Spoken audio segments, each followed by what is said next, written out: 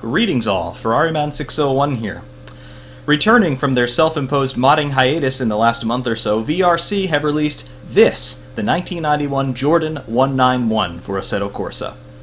Those of you who are lifelong Formula One fans, you know exactly what this is that you're looking at, and this car bears no need for an introduction.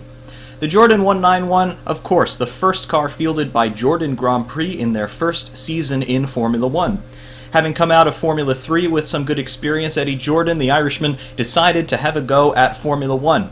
And with a ragtag team of 3 designers and managers, including himself, of whom Gary Anderson was the chief designer, they came up with the 191 for the start of the 1991 Grand Prix season. The car is a bit of a cult classic in Formula One history, not only because of its association, of course, with Jordan, whose rock and roll, carefree attitude brought a whole bunch of levity that was much needed to the paddock. The car is also most memorable, probably for the story of the 1991 Belgian Grand Prix. In 1991, Jordan, as happens with a whole bunch of new upstart fledgling Formula One teams, they had quite a few drivers for the 1991 season. On that list includes names like Andrea De Cesaris, Alessandro Zanardi, Roberto Moreno, Bertrand Gachot, and one Michael Schumacher. The circumstances leading into the 1991 Belgian Grand Prix are very much befitting the typical pomp, circumstance, and controversy that we see from Formula One. Long story short, Bertrand Gachot was going to jail, and therefore he would not be available to drive the number 32 Jordan in the Belgian Grand Prix. However, Eddie Jordan had taken notice and a bit of a liking to a young, upstart, relatively obscure driver out of Germany by the name of one Michael Schumacher. Jordan was impressed with Schumacher's performances with Mercedes in sports car racing over at Le Mans, and therefore he decided to give Schumacher a chance at Formula One, driving the 191 at Spa-Francorchamps for the Belgian Grand Prix weekend. Schumacher, relatively obscure, relatively unknown, but known for his speed and his determination, did not disappoint in that first outing with Jordan. In qualifying, he managed to put the car a wonderful 7th on the grid. This car was brand new. The team was brand new. Nobody expected any really great performances out of Jordan, but there was Schumacher qualifying 7th in his Grand Prix debut. However, unfortunately for Jordan and for Schumacher, clutch problems on lap 1 signaled an early end to the debutant German's Belgian Grand Prix. However, Schumacher's performance, particularly in qualifying, did put the writing on the wall for all of Formula One. This guy was something special, and he would prove here to stay. After the Belgian Grand Prix, one Flavio Briatore of the Benetton team signed Schumacher to drive for him for the remainder of 1991, and then, as we might say, the rest is history. Schumacher would go on to drive for Benetton in 1992, taking his first Grand Prix victory in 1992 at the Belgian Grand Prix, where his career all started, and then many, many years later, Schumacher, once again at Spa, would clinch his 7th and final Drivers' World Championship, the greatest of all time when it comes to Drivers' Championships and race victories. Michael Schumacher.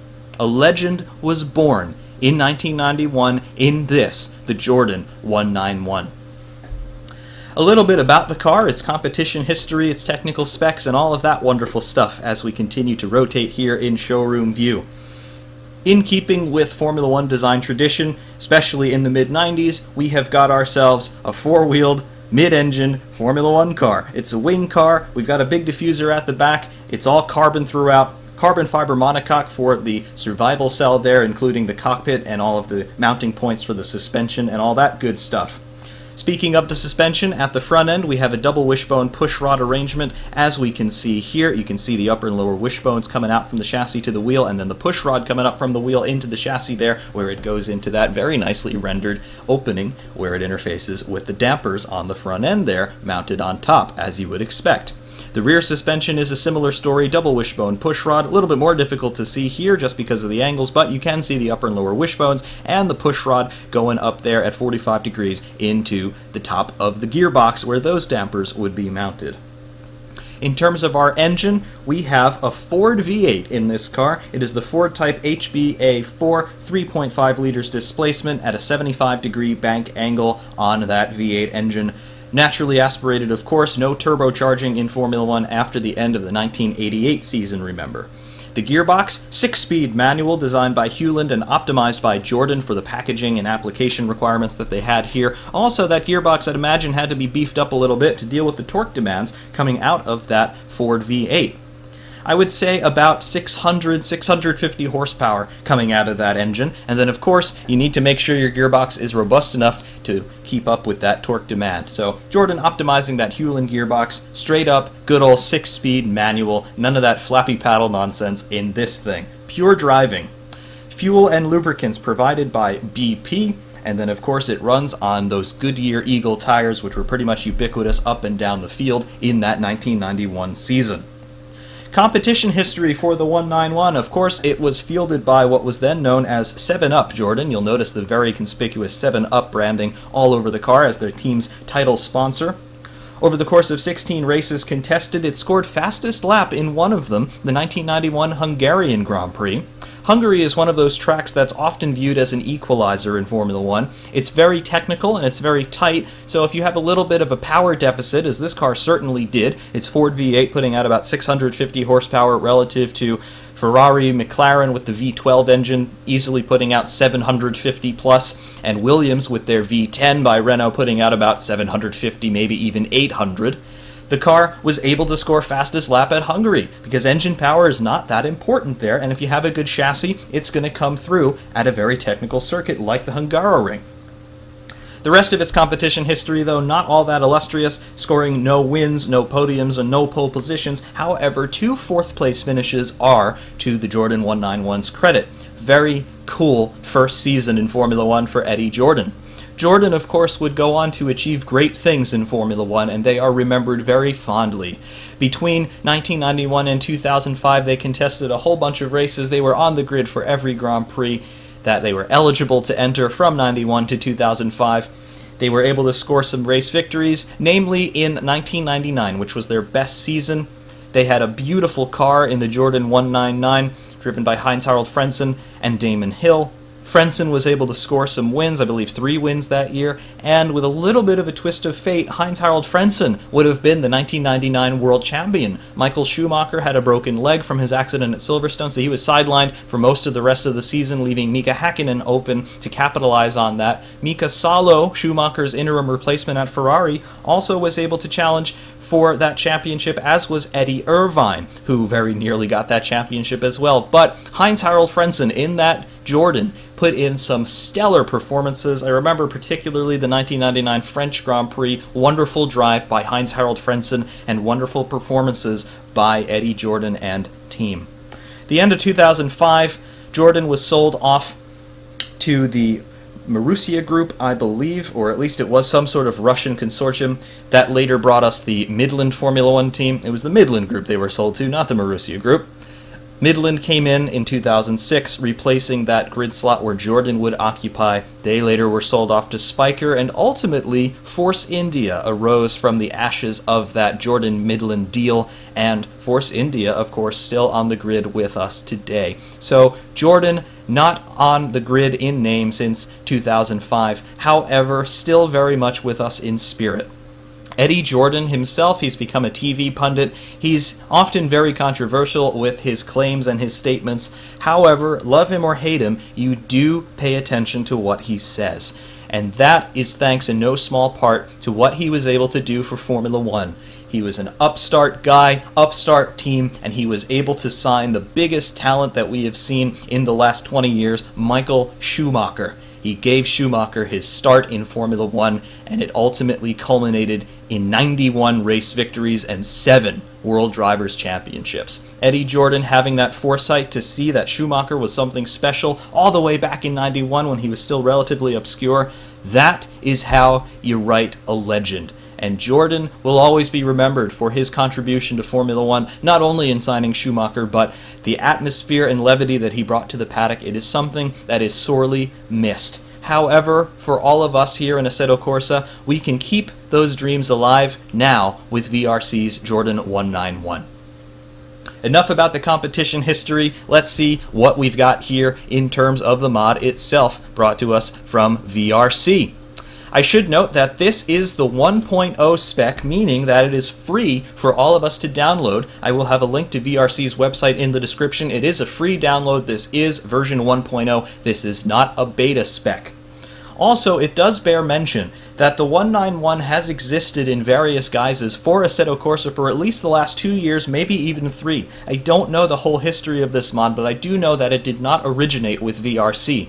I don't know who the first developer of it was. Therefore, even though I have had those previous versions of the 191, I've not wanted to feature them, and I've certainly not wanted to review them simply because I haven't been able to give proper credit to the designers and developers. However, now that VRC have taken this under their wing, and they've brought it to a very logical conclusion, I must say, now I feel comfortable talking about it and giving credit at very least to VRC, but also I want to extend my thanks to whoever it was who was the initial designer, the initial modder of this, because your work was great as it was. VRC have merely taken that and moved it very gently forward with their know-how and brought it to us in the spec that we see today. So thank you to VRC and whoever you are, the initial modder behind this car. Thank you very much for your efforts. It's a great contribution to the Assetto Corsa community and of course to the larger community of Formula One fans in sim racing.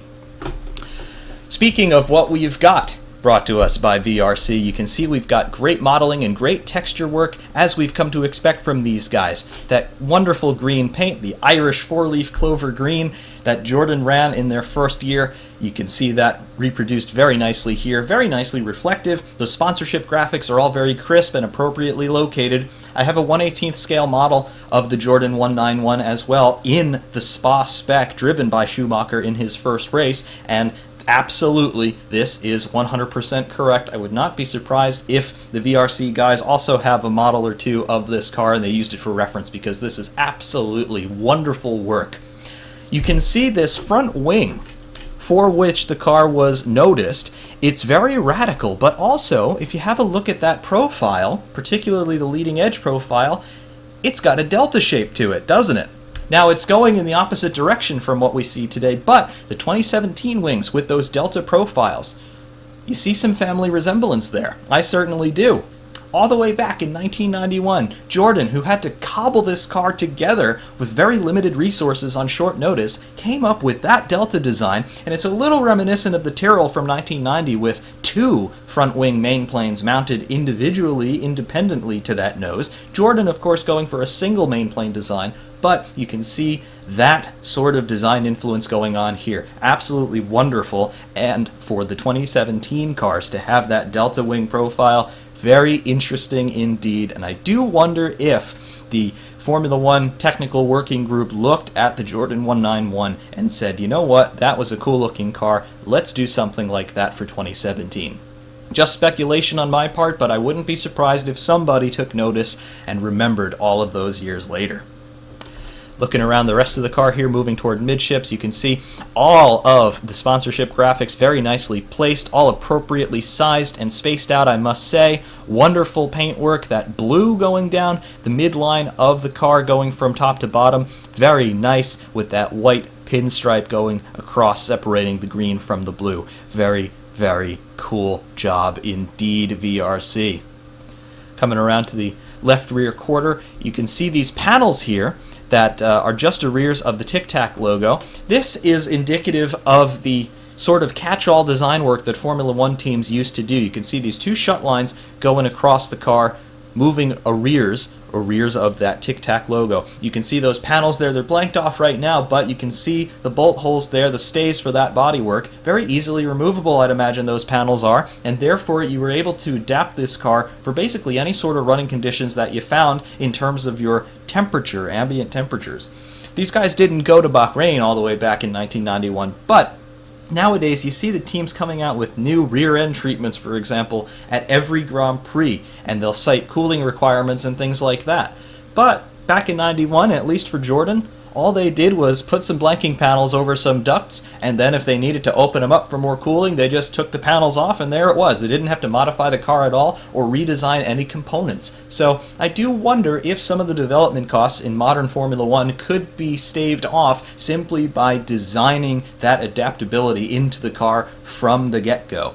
Just a thought. I don't want to get too preachy here, but we talk about development costs all the time. Why not design your cars with a little bit of adaptability already built in? Moving to the rear section here, this is probably the most unique feature on the Jordan 191. You can see this absolutely massive diffuser at the back, and it's deceptive because I say it's very simple. I would actually call this a single level diffuser.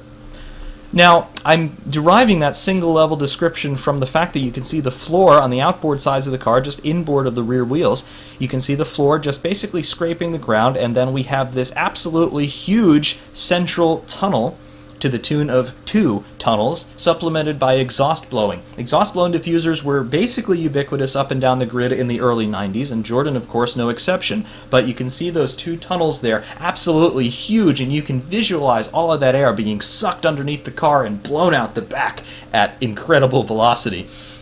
Certainly responsible for all of that rear downforce that you would get. The rear wing, of course, helping out as well, but that diffuser just absolutely huge.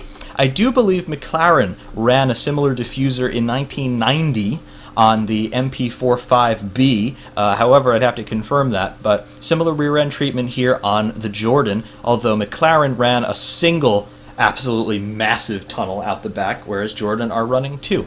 Very cool design touch. And also you're able to just see that variation in design that you had up and down the grid in the early 90s. Between the technical side of this car has a V8 engine, Ferrari were running V12s, McLaren were running V12s, Williams were running V10s, Ferrari and Williams running the semi-automatic paddle shift gearbox, McLaren with a 6-speed manual, Jordan here with a 6-speed manual. Such diversity up and down the grid in terms of design, yet this car was able to be competitive on occasion, finishing 4th twice, so rubbing shoulders right up there with McLaren and Williams, and then Schumacher able to qualify 7th.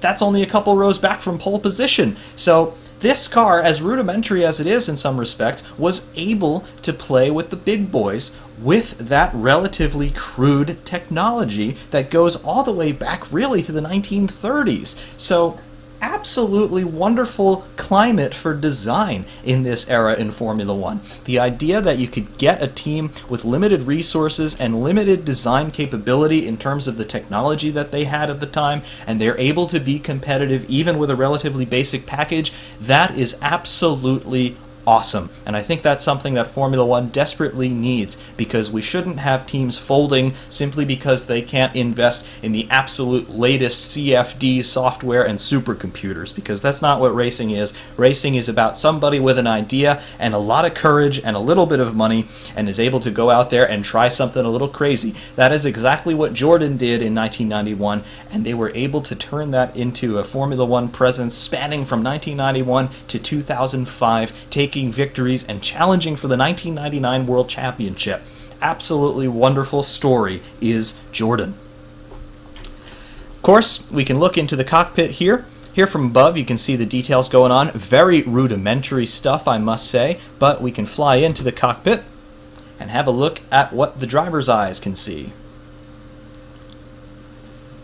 In the cockpit here, the eye point is pretty much exactly from where we'll be driving the car, so you can get a good sense of your sight lines there. Very good visibility, except directly in front of you, because the monocoque just sort of comes up to that point there, that apex point. But again, if you're used to driving Formula One cars, you know how to do this. You just sort of project your imagination over the front end of the car, and generally you can get away with everything with no problems. The mirror placement here is absolutely perfect, great visibility to the rear, and then of course you've got your instrumentation in the cockpit.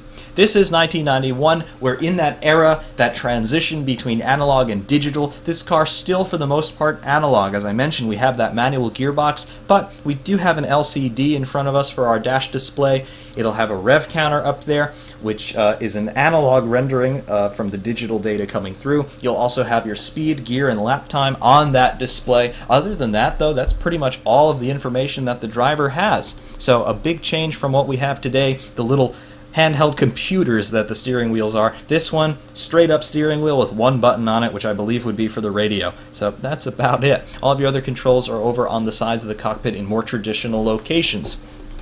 Looking around the cockpit itself, very Spartan and very utilitarian. You can see the nice weave of the carbon there through the cockpit surround, but that's about it. It doesn't have to look pretty, it just has to work, and it certainly did work for Jordan all the way back in 1991. You can see here emblazoned on the back here, German flag and Schumacher. Yes, I wonder whatever happened to Michael Schumacher. Here we've got the padding there just to keep the driver's helmet from bouncing against the back of the car too much, and then panning up you have this very menacing and very dramatic looking air snorkel. That's of course the air intake for the top side of the V8 engine. Very cool, and I like from the external view you can see how it slopes downward very sharply in this rather abstract looking shape. I very much like it, and it certainly contributed to this car winning that Autosport Award for 1991, the most beautiful racing car. Definitely agree with that statement. Looking around the floor of the cockpit here where the driver's legs would be, you can see the fire extinguisher bottle there, and then looks like we have a master ignition kill and a few other switches that are obscured by the steering wheel, but they're all there, very nicely modeled. Nice job, VRC. We'll leave the cockpit here and just take one last look at the car. You can see that air snorkel there, that shape that I was referring to. Very cool shape. I just like that an awful lot. I think some of that probably had to do for the rollover protection rules that you had. The driver has to sit in a triangle superimposed between the top of the roll bar and the front of the cockpit, so that shape would allow a little bit more clearance for the driver's head in the event of a rollover, but absolutely wonderful design. I want to see a Formula One car with a shape like that again. That just looks so cool. However, enough of looking at the car. We of course have to drive the thing. Because we've got Schumacher's name on it, number 32, the car appears as it did at the 1991 Belgian Grand Prix. There is no other place to have a run in this car than Spa-Francorchamps. Unfortunately, it's the modern version of the circuit, which has been changed a little bit since 1991, but it is still Spa. And of course, when we talk about the career of Michael Schumacher, all roads lead to and from Spa. His first race, his first win, and his final world championship all occurred there. We'll see you there in just a moment. Welcome to Spa. Here, before we get out on track, of course, a look through the setup screen, and just to show you what is what with the default setup here on the Jordan 191. Here in the gear cluster you can see your gearbox, first through sixth gear and final drive. You can adjust these in any way you like. Pretty wide range of adjustments, I must say, particularly on that final drive ratio. You can see what you can do with your top speeds there. So you've got plenty of customization here in terms of the different circuits that you might want to visit. Tires, you get your choice of compounds. Defaults to the C compound, but it goes down to the E compound, which is the softest, all the way up to the A compound, which is the hardest. Tire pressures default at 10 psi, they go down to 8, and they go up to 12, so relatively small window there for your tire pressures. Fuel, lots of fuel in this car, no refueling during the Grand Prix. Remember, in this era, maximum capacity is 212 liters, as you can see there. We'll shut it down here, though, for the moment. Aero, this is interesting and pretty typical now of VRC products. Watch the wing flaps on the front wing. You can see the default values there, 7 on the front and 5 on the rear, but as we ramp up the front wing, you can see those flaps, they change in their angle of attack as you ramp the wing up and down. Wonderful feature there, and I really hope that we start to see this on more Formula One cars in the modding world. Same here on the rear wing, a little bit difficult to see perhaps. Maybe get a somewhat better angle there. Watch the main plane. And actually all of the flaps, you can see that center element of the wing actually is added in when you get to 2 degrees of step there, and then the angle of attack on all of the flaps continues to change as you ramp the wing up.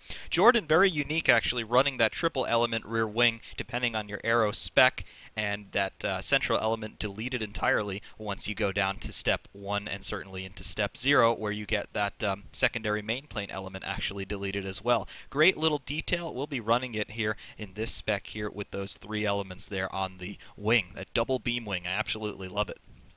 Alignment here, camber and toe on all 4 corners, pretty standard as you might expect. Dampers, bound and rebound settings, as you might expect as well. Drivetrain, here's where you make your diff adjustments and power, coast, and preload. Generic, brake bias, brake power, and your steering assist, your power steering settings. suspensions, your anti-roll bars front and rear, your heave rates, your travel ranges on the suspension, and of course your ride heights, all there for the adjusting. And then of course the default pit stop strategy screen there in Assetto Corsa. That's what's going on with the default setup. I have some semblance of a setup here for myself, just adding a little bit of rake into the car as I like. Otherwise, keeping everything pretty much the same. I've made a little bit of adjustment to the gearbox just to max out our top speed at the end of the Kemmel straight. And then, of course, our wings, I've made some aero adjustments there as well. We'll be running in this spec. Seems to be pretty solid for Spa. Maybe a little bit more front wing for this run, just a touch. Other than that, though, everything is still pretty much default. I do like a little bit more power diff, however, just because of my throttle application, and a little bit more coast diff as well. Preload will remain the same. Brake bias will be the same, and then the car actually feels pretty good on default suspension. So that's what we're going to do. We'll add a little bit more fuel in for our little demonstration run here. And our tire compounds, we're going to run on the C compound, so the middle of the range. In the cockpit now you see our eye point a little bit farther forward than it was in the showroom view, but in terms of elevation, everything's still the same. You can see the sight lines there. You can also see the dashboard is now alive. We have our rev counter up at the top, so you can see what's going on there. And then, of course, we have our water temperature reading 74 degrees C, lap time ticking away down on the bottom right, and our fuel level over on the upper right. And that is about all we can see here on that dash display. Very rudimentary, but it doesn't really need to tell you all that much because there's not much going on in this car. Everything is driver-driven, so manual gearbox and all that stuff. That clutch, which spelled the end of Michael Schumacher's Belgian Grand Prix in 1991, you're dealing with that all the time. 6-speed manual box, and that Ford V8 making a very nice noise, I must say. So, without further ado, clutch in, first gear, and gingerly let's pull away, taking care of that clutch on the Jordan 191.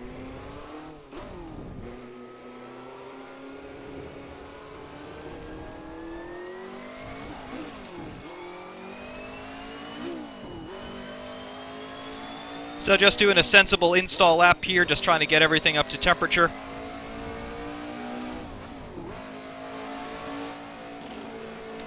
Getting some heat into the tires and brakes. Of course, we won't be able to warm the brakes up until we get to the end of Kemmel here. And the Ford V8 comes to life.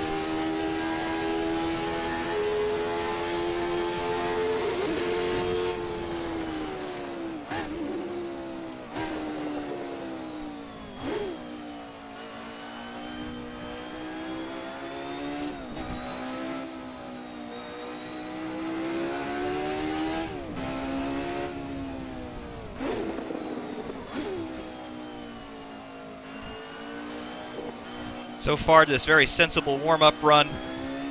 The car feels very positive already. Of course, there's basically no heat in the tires, so not much grip yet. But already you can definitely feel some very positive feedback from that engine. Lots of torque from a V8 engine, as always. No difference here. That Ford unit singing away.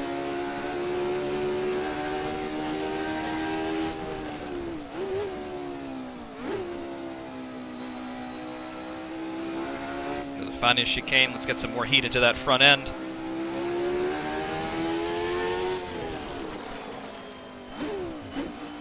Brake's still a little bit cold. You can snatch them up pretty easily if you're not careful.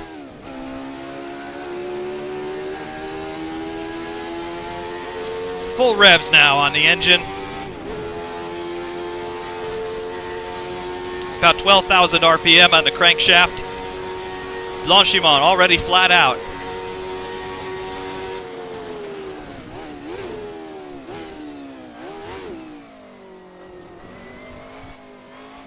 The new bus stop. That's a feature that was not at Spa in 1991, but it's what we've got nowadays. I must say I do miss the old bus stop chicane, but I think the spirit of it is very much alive still.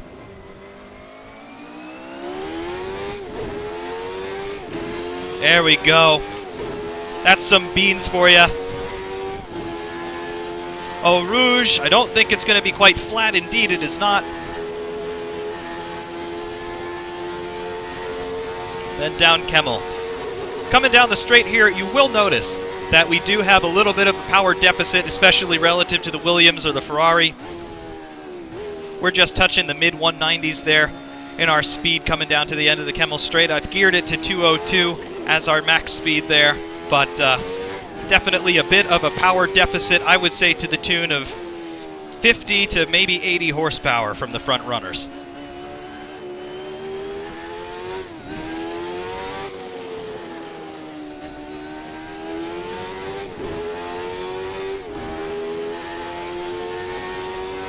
Through Pouhon, little dab of brake. Get on the throttle as quickly as you can.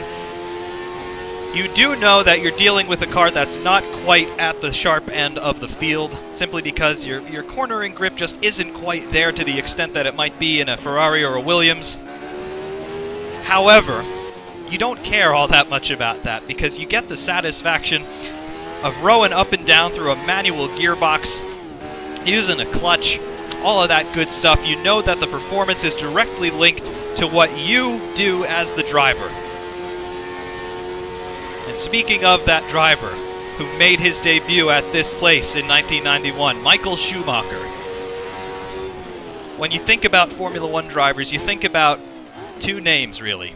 You think about Ayrton Senna and you think about Michael Schumacher. Such was the impact that those two men made on this sport that they have essentially become the working definition of not only a Formula One driver, but of a race driver in general.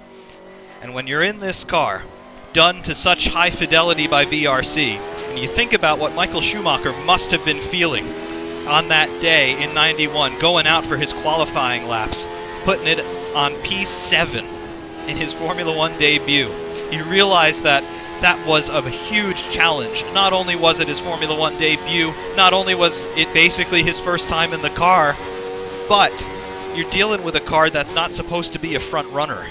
Yes, it finished fourth in 2 occasions, but you just start to understand the depth of that challenge that he must have been facing, and the skill and determination and willpower that he displayed in order to do that successfully was just something else.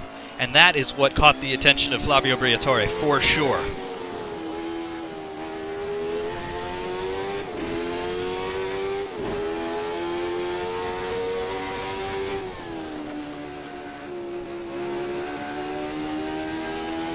See, just being a little bit cautious still in the corners. We're on those C compounds, remember, so they're reasonably hard. We got good temperature now in the brakes and tires, though, so we can start talking about how the car feels. It's coming into Stabilo now. You do notice marked understeer in this car. Some of that down to the setup, some of that down to the harder tires, but I think most of that down to just this is Jordan's first car. It's not bad by any stretch of the imagination. You can certainly find cars that are far worse. However, you do know that this is just the very beginning of what Jordan would eventually do in Grand Prix racing. This is their first attempt, and for a first attempt it is absolutely remarkable, but compared to the front runners it's just not quite there, and that's excusable.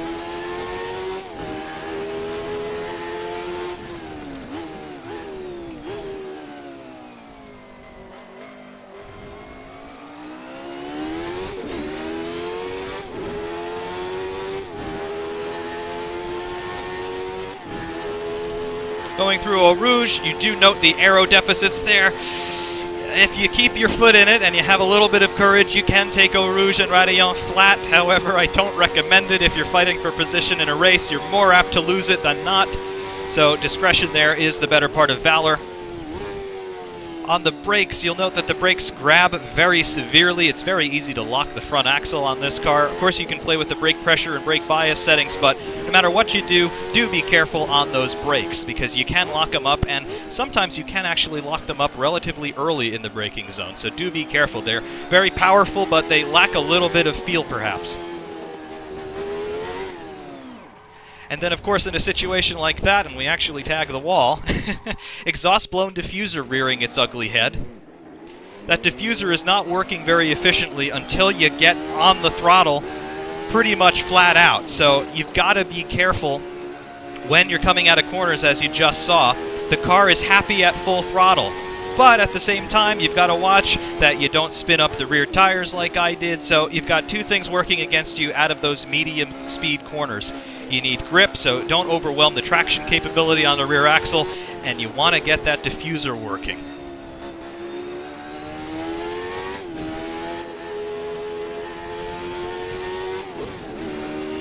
A little bit of a downforce deficit because we've done a little bit of damage on the front end. We'll pit to rectify that situation. I don't think Blanchimon's going to be flat anymore. Indeed, it is not.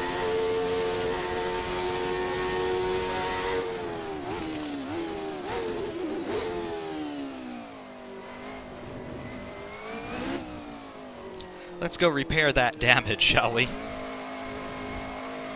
Alright, I am happy with the tires. We'll put some new tires on it just for the sake of it. Pressures are good. We'll repair any damage that we've got. And we're not going to add any fuel. Also give you a chance to see what the pit stop looks like. So not all is lost.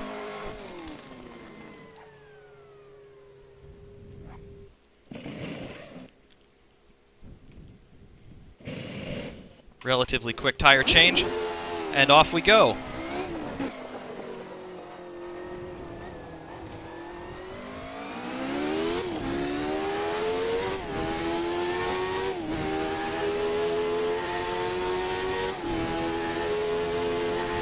Eau Rouge, Radillon, yep, that's flat. Tires are in the blankets, so that's okay. Also a little bit lighter on fuel now.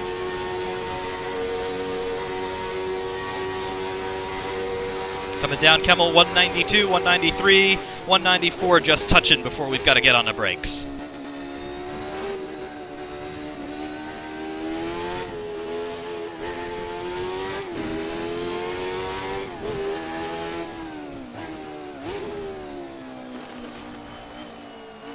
Understeer, of course, through here. Always, pretty much every Formula One car understeers through these two corners especially.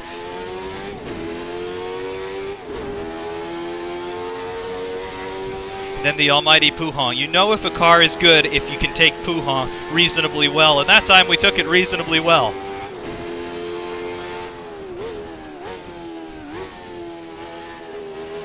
To the Fagnes chicane.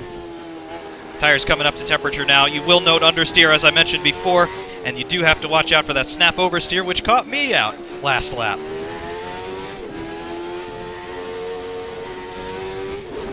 In terms of the engine response, it's exactly what you would expect. It's a very torquey V8 engine. As I mentioned, about 12,000 RPM is the red line there on your crankshaft speed. Most of your power comes in around 8,500 to 10,000, so revving it out to the max is not necessarily the way to go, but of course you can.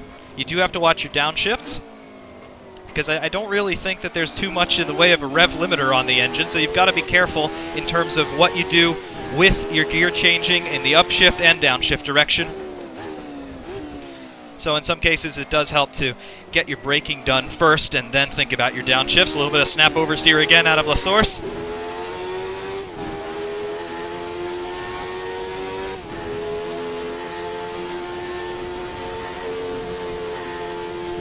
Eau Rouge and Radillon, flat.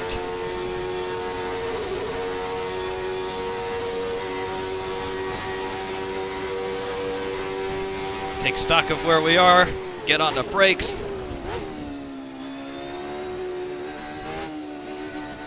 Just deal with Les Combes sensibly.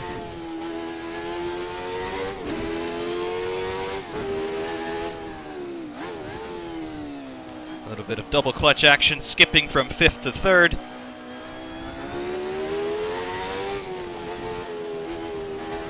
He's hesitating a little bit on the power there through the corner with no name.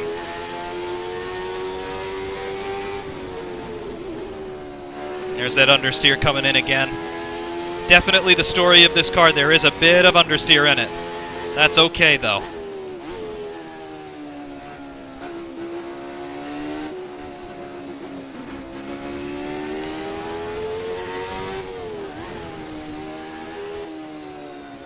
See here on the exit curbs, you can use a lot of exit curbing, provided that they're the flat type. You don't want to go over the curbing if it's a little bit too steep, such as the ride height on a car like this. It's very, very low. And remember, before 1994, there was no step plane on the bottom of the car, so flat bottom. If you bottom it out, you will lose all downforce to the diffuser, so just be mindful of that. High curbs, not this car's friend. At low speeds, it doesn't matter as much, but you can still turn the car into a surfboard if you're not careful.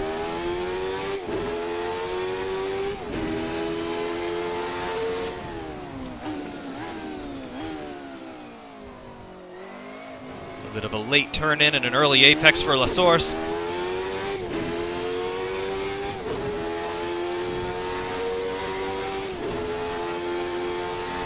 The thing does like to row through the gears, though, I'll give you that. See our water temp there at 86 degrees C. That's all nominal. Fuel level 51. Just taking stock of things as you're going down the straight, thinking about the braking zone, getting into the braking zone, getting your downshifts done, watching the back end there. Again, the car is very unpredictable at times in that transitional zone between mechanical and aero grip. So sometimes it likes to go into a little bit of a four-wheel drift. Other times it'll give you understeer, other times it'll give you oversteer, so you do have to pay attention to it on the approach to every single corner.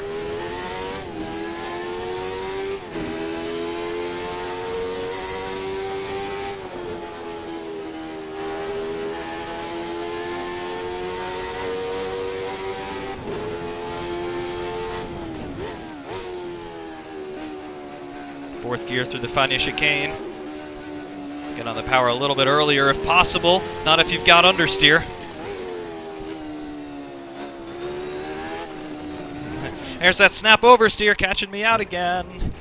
Again, you've got to be careful. I don't think we tagged the wall. We did not. See, that transitional zone between aero and mechanical grip, you've just got to watch out for it. Then you think about young Michael Schumacher. Knowing this about the car, as I'm sure he did, at a circuit like this with so many high-speed corners, so many opportunities for something like that to happen, for him to put it on the grid in 7th position for his first Grand Prix, that must have been an absolutely superhuman feat.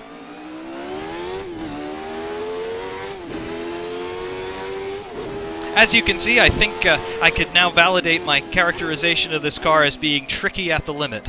It just twitches around in some unpredictable manners, and you've really got to have a lot of seat time in it to start to understand it, I'm sure. I don't have all that much seat time in it at the moment. I've only posted one video featuring this car so far, so I think you can understand why I'm still being caught out a little bit. But experienced drivers will start to get their heads around the handling dynamics of this 191 pretty easily, I must say, and then you'll start to budget your resources accordingly in terms of how you drive the thing. Generally speaking, it does help to get all your downshifts done before you turn into the corner. You don't want to be downshifting particularly in the middle of a corner. Really, you don't want to be changing gear at all in the middle of a corner. That's what every driving instructor in the world will tell you, particularly when you're learning how to drive a road car. You don't want to do your downshifts, or your upshifts really, in the middle of a corner.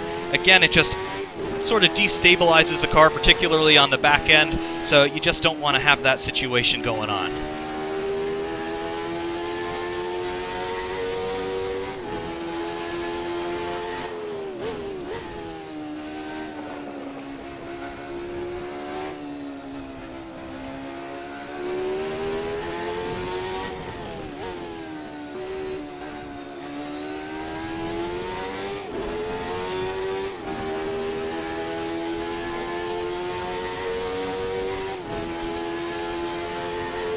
Let's see, do we have any semblance of a reasonable lap time here? The 150s are about where the car should be. We're not going to be there on this lap, that's for sure.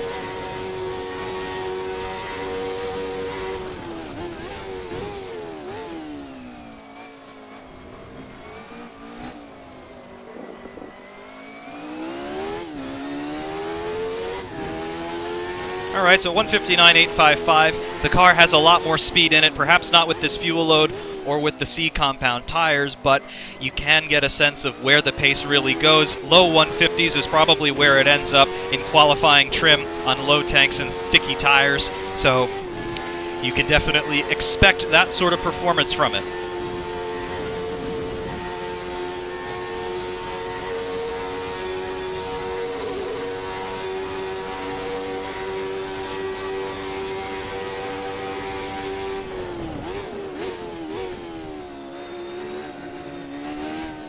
Just got to say, though, there is something about a V8 Formula One car from yesteryear that just makes you go all soft on the inside because it just has that sound. It's got that crack when you get on throttle. No, they don't sound as exquisite as the V10s or V12s. No, they don't have the same sort of horsepower. Yes, that manual gearbox can be a little bit clunky at times, but it's just furious. And part of driving a race car is knowing that you've got something underneath you that is so much better than you. This car definitely leaves you with that impression. It is by far not the quickest of its time. It is by far not the most highly developed of its time. I don't think anything could even come close to the Williams FW14, and again I get it wrong on that high curbing, just like I told all of you not to do. But in terms of that development race, this car just can't hold a candle to the front runners, but still, it allows you to get a sense of just that fury that Formula One had through the 80s, and then it carried it over into the beginning of the 90s. Just absolutely awesome level of performance, and it's a truly visceral experience. I do have a heck of a vibration now from all four corners due to the lovely flat spots that I've put on the tires now in at least two places.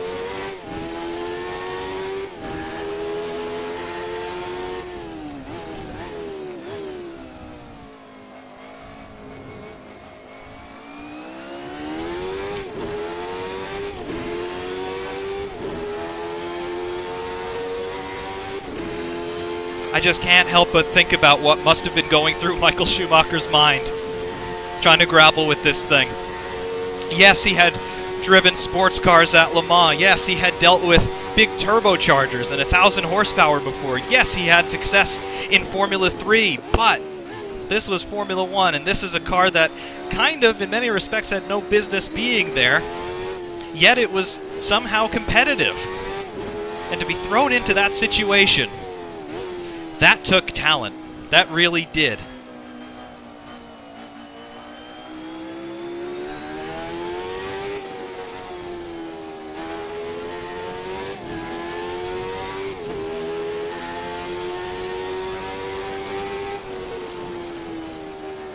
Yep, those flat spots really starting to take away my performance now.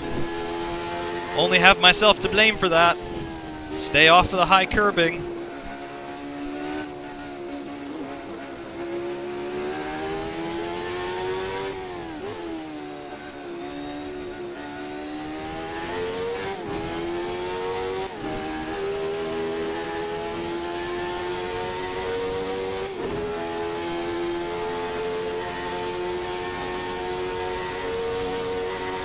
Blanchiment should still be flat, and indeed it is.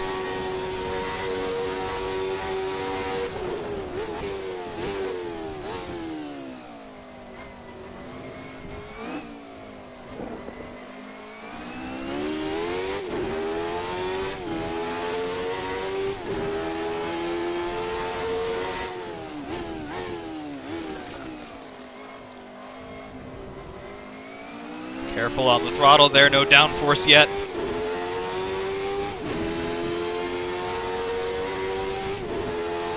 Into Eau Rouge, and Radillon clip the curb on the entrance to Eau Rouge and then on the exit of Radillon, but don't touch it anywhere else.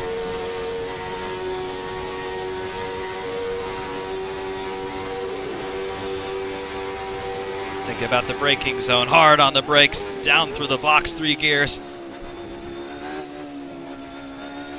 Wait for the car to be there and then give it power.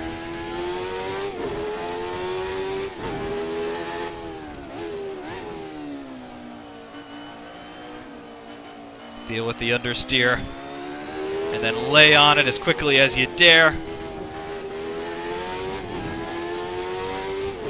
Up into 5th gear, approaching Pouhon, let it rev out all the way. Dab of the brakes, hesitate on the throttle for a moment, enjoy the exit launch. Grab 6th over the curbs. Up to Fanier's, skip down into 4th if you want.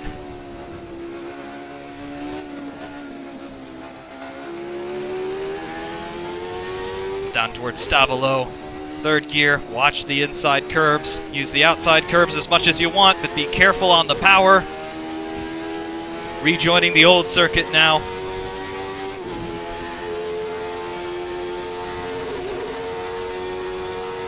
Coming back up the hill to start finish.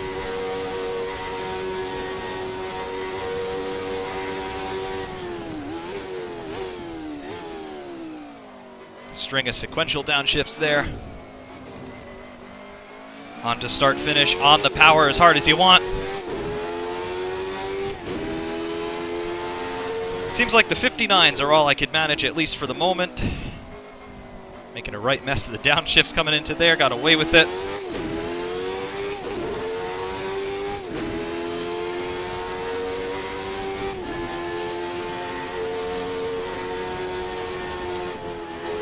Had to come off of the power there. It will scare you. It will definitely scare you from time to time. Again, the car can be a little inconsistent from corner to corner, as I said at the beginning, so it keeps you alert. We'll put it that way.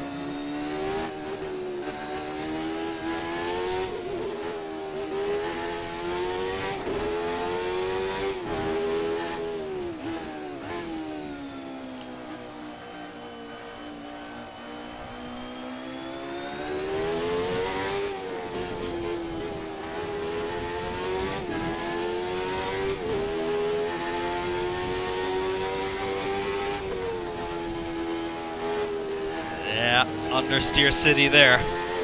Just trying to push it for all it's worth. I found the limit there.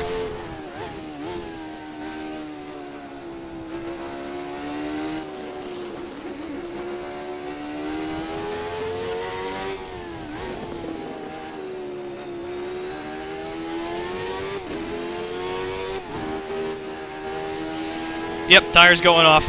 Absolutely, tires are going off now. I mean, I've tortured the hell out of them, so it's hardly unexpected. Blanchimont still barely flat. It won't be on the next lap, but that is okay, because it's into the pits with us. Putting one more flat spot there on the right front. So, back into the pits in the Jordan 191. Had more off-track excursions than perhaps we're used to seeing in these reviews, but it's all staying there. Totally uncut, because you deserve to see the character of the car, and that's what I endeavor to do with these. So there it is. It will spit you off the road in very much uninvited fashion, but that is what you can expect from VRC's Jordan 191 from the 1991 Formula One season. There it is, ticking its way cool in the pit lane. Michael Schumacher's debut Formula One drive in this at the 1991 Belgian Grand Prix. It's the stuff of legend, just like Michael Schumacher himself is a legend, and very much like the Jordan Formula One team is also in and of itself a legend nowadays. Unfortunately, they're gone from the sport, but they made a very lasting impression, to the point now where modding teams like VRC are starting to emulate their wonderful race cars from years gone by. Absolutely wonderful addition to the Assetto Corsa Formula One lineup. You've all got to check it out. Again, this is version 1.0. It is free for everybody over on the VRC website. Again, there's a link in the description for those of you who are interested in having a go in this car. I do recommend that you take it out like I've done at Spa and just put yourself in Michael Schumacher's shoes. A young guy, relative unknown, getting his chance of a lifetime in Formula One in a car that is very, very twitchy and difficult to understand at times on the limit, yet he was able to qualify 7th and probably would have done all right in the race had the clutch not failed him. But of course, it was enough for him to earn that drive at Benetton for the end of the year. And of course, at Benetton, he would clinch the first 2 of his 7 World Drivers' Championships. A wonderful story from every angle, whether you're looking at it from a team side or from a driver side. Jordan Grand Prix, Michael Schumacher, 1991 Spa. Absolutely great story, and once again, I just have to say thanks to VRC for taking the time to put this car together and giving it to all of us. And also thank you as well to whoever the initial modder was who came up with this concept a few years ago. Absolutely wonderful contribution to the Assetto Corsa community. I cannot thank you guys enough. For the moment, though, of course, there are hot laps to come from Spa in the Jordan 191 without commentary. But before they come, I just, of course, want to say thank you to all of you for watching, and thank you for all of your continued engagement and your continued support. I very much appreciate it, more than you probably know. However, stay tuned for the hot laps, everybody. Signing off from the commentary side, Ferrari Man 601 saying thank you very much, and we will see you soon.